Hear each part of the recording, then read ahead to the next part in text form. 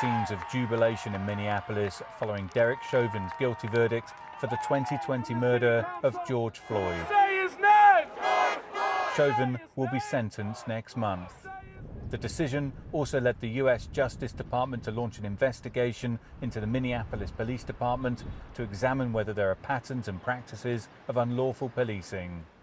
It is welcome news for local civil rights groups. I think the Justice Department representing or investigating the Minneapolis Police Department is long overdue, and it's kind of shaking up the board, allowing for common sense to step in those spaces and bring some of those stories and those actions to light.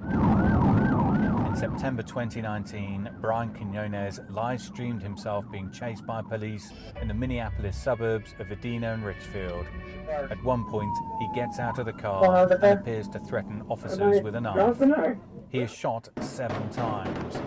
His wife, Ashley, believes police were far too quick to shoot and could have used de-escalation tactics.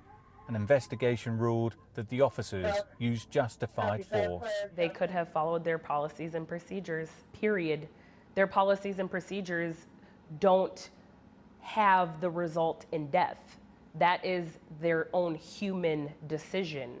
Quinones welcomes the investigation into the Minneapolis Police Department, but believes it needs to be widened to include other Minnesota state police departments.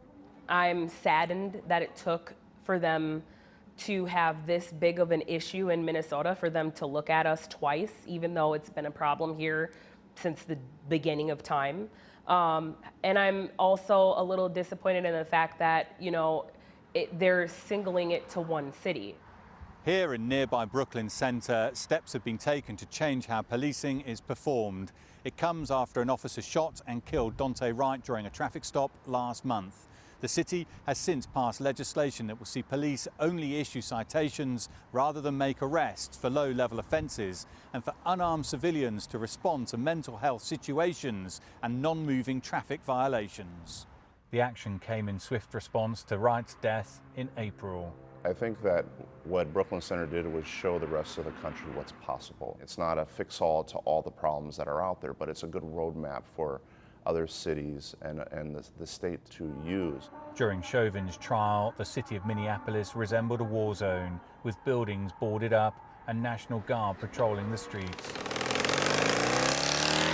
That is now changing, but the task of building trust in the city's police department may take much longer.